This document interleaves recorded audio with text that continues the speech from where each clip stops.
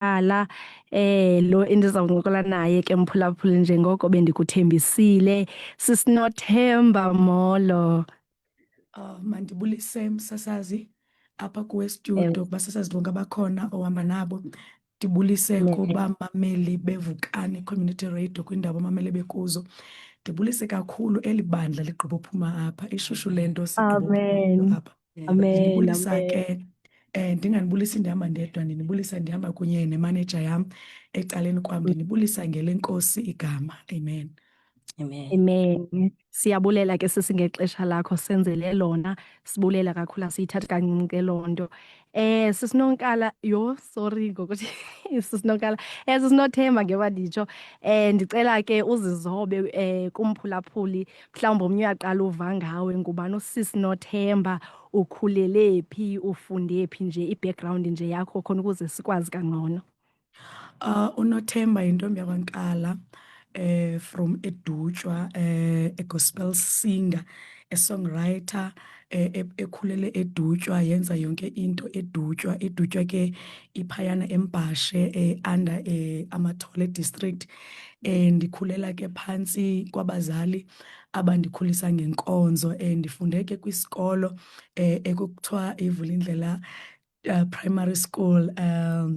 Back then ke sekukho lento yokuba kuthiwe zii-SPS ngendlela sasizibiza ngayo. Ewe. Ndaphuma ke apho ndaya eColosa Senior Secondary School. From there I went to eKing Yintsha FET College uyokwenza ke ezinye izifundo.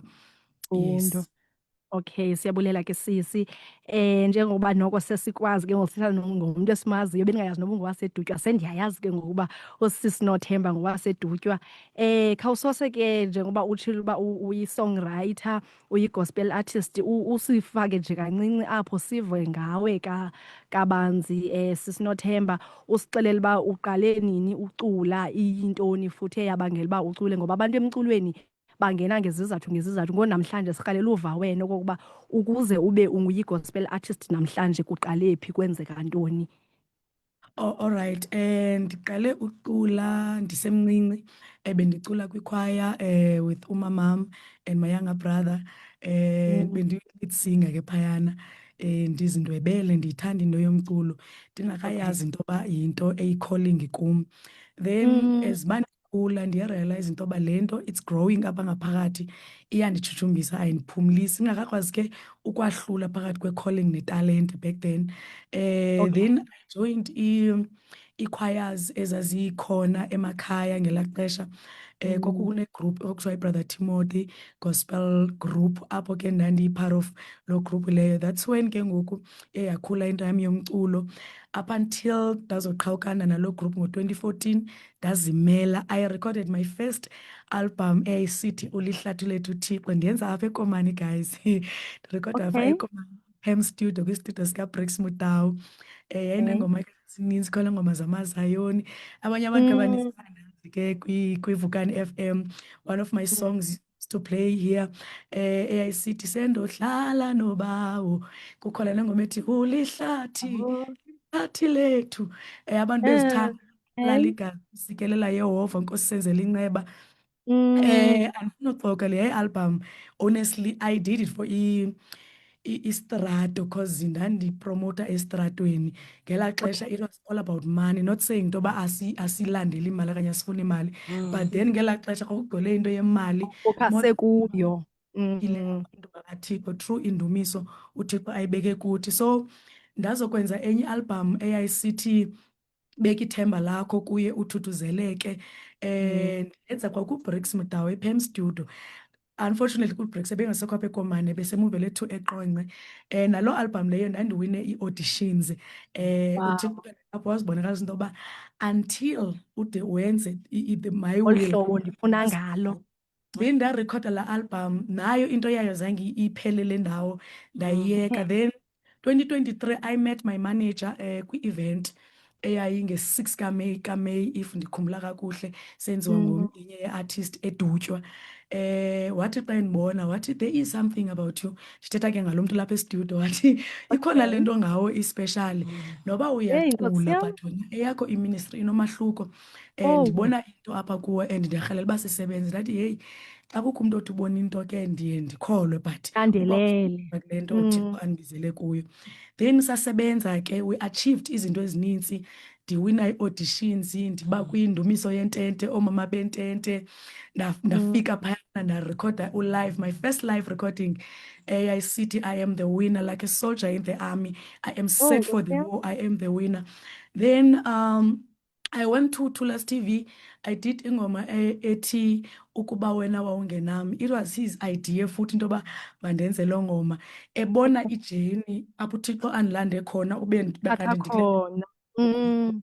industry engekho lula, i-industry esikuyo enamahla ndenyuka, industry enabantu abaleqa italente ukodlula the purpose of uThixo ababizele yona. Uthixo. Mm. Then Nkosi yam. andiphuma apho ndangenela ii-auditions, I mean ii-awards. I was nominated as a South African Promising Rising Star kwiSAGRAS.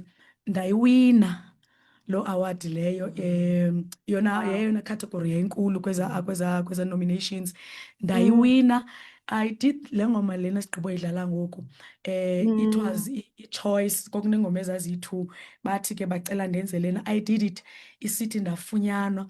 I Nice. sang this song estudio with the meaning of le ngoma. Khona le ndawo ithi Nkosi yam wamane ulanda futhi emkhondweni Ekhondweni wakho. lam. Ukuthi uThixo Hey, akadinwa noba thina singake simane siphambuka, kodwa yena usoloko uyazilandelela esilanda uThixo. esibuyisela kuye.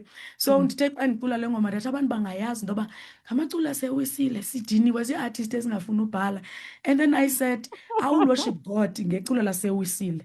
Ithe enye i-artist xa ithetha kum wathi into endivayo apha mna ndiva uThixo kule ngoma, ndiyayiva le nto uba abantu Oh, into besithi liculo esiyifunayo. esiliqhelileyo, but igcwele uThixo le nto. Ikhona le nto inencasa. Especially ngale Into ebalulekileyo ngoma. ke sisenayo ndasixela into yoba when ndisestudio andiculeli mna, andenzeli mna, Okay. andifuni ukwenza show off. Yonke le nto ingabantu bakaThixo baze bathi xa bemamele kubekho umntu ozawuphila athi xa emamela ingoma aphakame ebhedini noba ithemba belingathi liyaphela, but through umculo wam uThixo awubeke kum abantu bakaThixo ze baphile. Enkosi. Enkosi, enkosi. Sisovele wakhavarisha nje imibuzo yami emininzi ibilandela. Ufika ke sisi namhlanje njengoba ubona abamama bebephuma ngelixa ungenayo. Sinemthandazo wama-grade 12 phofu nazo zonke ii-grades ke singazicalulanga. Sithandazela bona kuba ke bezawuchophela iimviwo zabo zokuphela konyaka. Nawe ke sesivile uba wawunguye umfundi ejunior, waphuma wangena e-high school, waphuma waya nakwi-TVET college. Ungaba motivate uthini ke phambi koba ndikuyeke? Ungaba motivate uthini nje abantwana? Siyabona ngoku khona i-peer pressure, yazo nezinto zee-pens down, njengale nto eyenzeka enyobeni kuninzi. Futhi abantwana abafundi loko nje bezenza ezi zinto because bafuna u-experience, bafuna u-explora. Kodwa ungaba motivate uthini nje kumbela loo nto besinayo ye-exam prayer namhlanje, sikubamba futhi siyazi nawe sowusuka uba ngumfundi. Oh, okay, enkosi kakhulu msasazi. Into ezoyithetha kubafundi, every late night ostadishayo, nditsho nepage oyityhilayo phayana, eza equations ozisolvayo, eza definition ozimemorizayo, yonke laa nto yeleyana bangayithatheli ngathi into enengqalelo, but ze bayazi uba it counts, ibalulekile. Kukho le nto ke ndifuna uyi-emphasize, le nto pens down. Andikafuni ukuyi-understand into yoba le nto ye-pens down uba i-pens down nini, because Babe ipeni yona kutheni? ithatha ubomi bakho bonke, whether you like it or not. Nakwi-grade elandelayo uzabe Ipeni eyiphethe le yalanto pen. ingathi umntu ngathi le nto yale peni akaziphinda ayiphathe. Of which ipeni into ozophila nayo ubomi bakho bonke.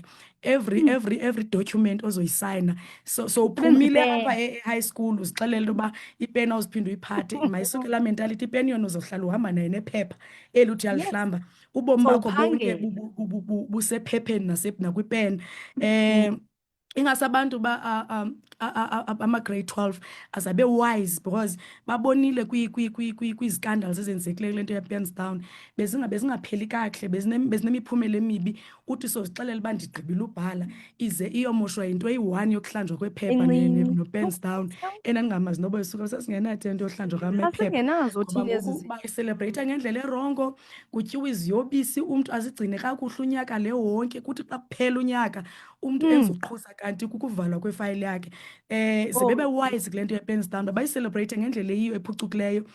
Mna if bendikwiposition yabo mna beza xa ndigqiba ubhala mna iphepha ndithi enkosi bawo because ndigqibile ubhala uze ke undithwale. Okanye usebenzise eli xesha ulibonayo wona uba lelePenstown ukuaplaya ube ujonga enye into ozawuyenza. ujonge enye into Abanye ezawuba abaplayile seberejekthwa okanye abakathathu. I don't know but khakube nento epositive ozawuyenza because andiyiboni mna izawubasa ndawo le nto yePenstown because apho kudityenwe khona bengadibenanga ngento eyiyo imiphumela yakhona iba mibi. Enye into endifuna ukuba ze ndibacebise ngayo ze bathathe ii-decisions eziwise ngoba yonke le nto lena izobambi yale nto yeziPenstown ngoba uyaqaphela ngoku sisi njengoba kuye kuhamba iminyaka kunezinto ezenzekayo mani ezidiphu esingarhaleli into yoba kulona ama-grade 12 alona unyaka ingase khe siselebreyithe ngenye indlela, rather go to church and say enkosi bawo ndigqibile ubhala nelena i-chapter ilandelayo ebomi bam ndiyinikezela kuwe. UThixo ke aze bancede ze baxa begqiba ubhala bayazi into yoba ikwanguThixo okhontrola ubomi babo, ikwanguThixo futhi nothatha i-decision ngobomi babo okokoko ubomi babo bonke bomi babo bonke buxhomekeke kuThixo. So ze baxa besenza into yePenstown bayenze ngendlela ohlukileyo kulo nyaka ze basincede, siyabacenga bethunana. Enkosi sisi. Xa sendikuyeka ke sisi andinokwazi ukuyeka ungazichazanga okokuba ufumaneka phi kumakhasi onxibelelwano enzele umuntu interested nasemculweni wakho ke sisi akwazi ukulandela. Ingabe uyafumaneka koFacebook ushiye ihandle yakho umculo wakho kwawona ufumaneka phi nje general? I have last words for abefundi and Okay. ndizothi kubo stay calm, stay focused, believe in yourself, ube nalaa confidence mane usithi hayi man I've got this, ube nalaa nto ithi hayi lena into Yenza le nto. ndiyenza because amandla bawanikiwe futhi abanikwanga amandla okoyika. Bakhumbule into yoba awubhali exams nje kodwa ubhala ikamva lakho. Yonke into oyenzayo you are doing it for your future. So guys, go out there niyazi uba thina siyakholelwa kuni, ilizwe linilindile and sinijongile. UThixo azabe nani.